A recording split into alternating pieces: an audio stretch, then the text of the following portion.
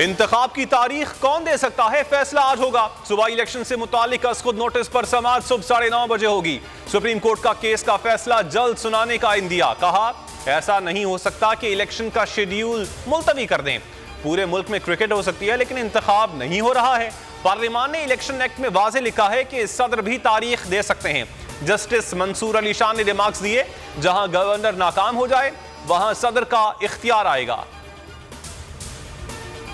सदर ममलकत आरिफ अलवी ने attorney general पर अदम एतमाद का इजहार कर दिया। सेक्रेटरी सदर ममलकत के मुताबिक सदर ने सलमान अकरम राजा को अपना वकील मुकर्रर कर दिया।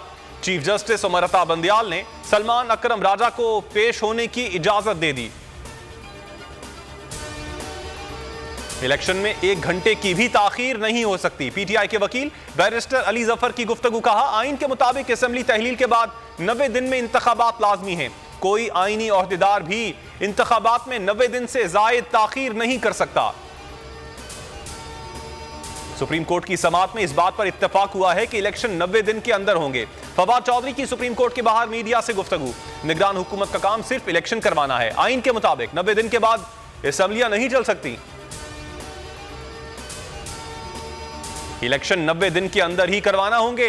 बेंच और बार में इत्तेफाक। सुप्रीम कोर्ट बार और लाहौर बार एसोसिएशन अदलिया के शाना बशाना कहा हर सूरत अदलिया का तहफ्फुज करेंगे। तहरीक चलाना पड़ी तो चलाएंगे। मरियम नवाज ने इलेक्शन के लिए अनोखी शर्त रख दी। कहती हैं पहले मेरे वालिद को बरी करें फिर इलेक्शन होंगे। साहिवाल में कन्वेंशन से खिताब के दौरान बोली ये इलेक्शन का साल है, इंतखाब होगा और जरूर होगा। पाकिस्तान बनाना रिपब्लिक या मरियम के बाप की जागीर नहीं, ये एक जमहूरी मुल्क है। इलेक्शन मरियम की मर्जी से नहीं आइन के मुताबिक होंगे। फरूख हबीब का मरियम नवाज को करारा जवाब। कहा नवाज शरीफ करप्शन के बाइस नाअहल हुए, उन्हें सफाई के लिए कई मौके मिले मगर कतरी खत के अलावा कुछ सामने ना आया।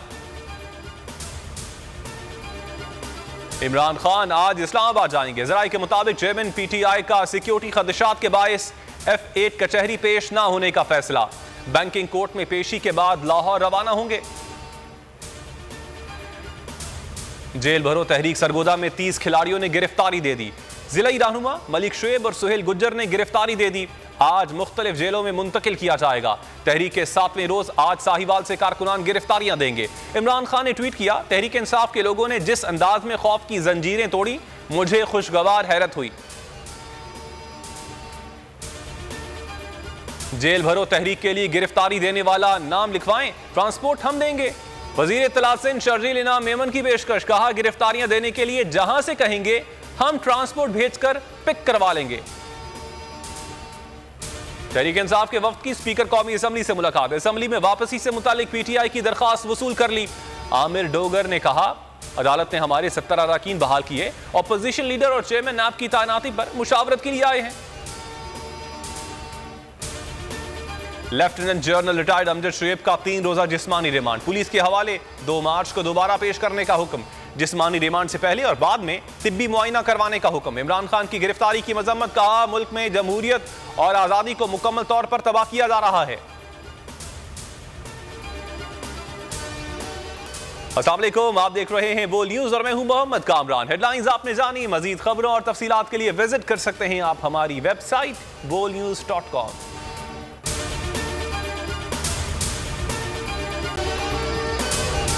अगर आपको ये वीडियो पसंद आई तो हमारे चैनल को सब्सक्राइब करें और बेल आइकन पर क्लिक करें। इम्पोर्टेड हुकूमत और उनके हवारियों की अदलिया के खिलाफ हर्जा सराई। मरियम नवाज की अदलिया और फाजिल जज साहिबान पर शदीद तनकीद। इस घिनौनी साजिश को बेनकाब करने पर बोल को एक दफा फिर नशरियात की बंदिश का सामना करना पड़ रहा है। बोल अदलिया की इज्जत के लिए खड़ा है और खड़ा रहेगा। सब्सक्राइब करें और बेल दबाएं ताकि कोई खबर रह न जाए।